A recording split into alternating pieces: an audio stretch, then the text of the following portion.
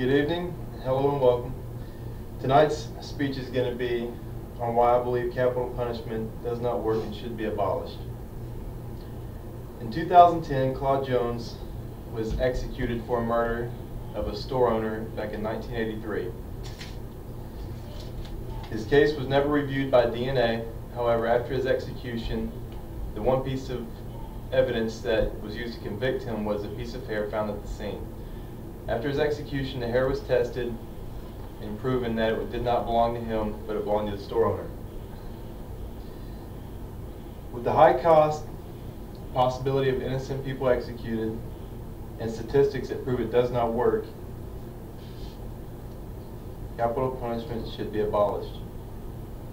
Imagine your loved one was Claude Jones, and you had to find out after the fact that he was executed over a crime that he probably did not commit. DeathPenalty.org states 139 men and women have been released from death row since its inception. And when I mean released, that means they were exonerated of the charges they were convicted on. They walked away free men. 139 men and women is a fact that proves that the system does not work. A preview of our main points this evening is, number one, innocent people have been executed. The cost of capital punishment is more than life without parole, and no proof capital punishment is a deterrent to crime. I'd like to start with why I believe capital punishment should be abolished. The inflated cost of capital punishment and it costs the states to maintain it. ACLU-NC reported that in 2008, if California were to execute everyone on death row, it would cost the state $4 billion more than it would if they were to place those death row inmates on life without parole. And they got those numbers. Those numbers are based on trial expenses and state budgets. In 2005, the LA Times also reported that California has paid $250 million for each person executed. The numbers come from the amount of money paid over 27 years with the 11 people executed. The California Commission suggests that if the state went without capital punishment and used life without parole, they would reduce their costs from $137 million annually to $11.5 million annually. Now that you know the cost, let us talk about the studies that can't prove why capital punishment does not work. The biggest reason a state would adopt capital punishment is to act as a deterrent to crime. The thinking behind it is, if the criminal knows that the ultimate punishment is death, they may think twice before committing the crime. However, the New York Times did a study and reported that in the last 20 years, homicide rates in states with the death penalty has risen 48% compared to 23% in states without it. The most serious concern about capital punishment is the executing of an innocent person.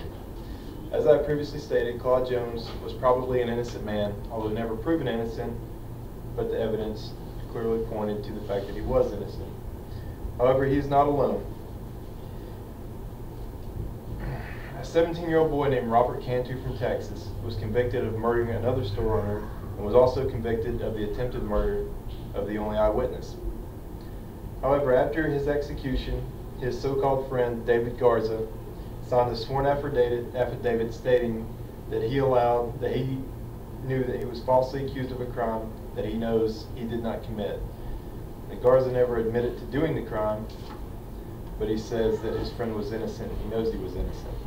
But the biggest piece to make you doubt Mr. Cantu's, or to make you believe his innocence, is the only surviving eyewitness later recanted his testimony, saying he was pressured by the police to testify against Mr. Cantu. In conclusion, we can all be assured that as long as capital punishment is around, innocent men and women will continue to be executed. Not only is capital punishment immoral, but it is also expensive, and there is no proof that it is a deterrent to crime. And personally, I don't believe that any man or woman should hold the power to condemn another person to death. So I think we as a society should do away with capital punishment and become a world leader in convincing other countries to do the same. That is the end of my speech. Thank you and good night. Let's clap for you. Here, let me just get a shot of everybody. 1, 2, 3. That's it. Thanks. Good job.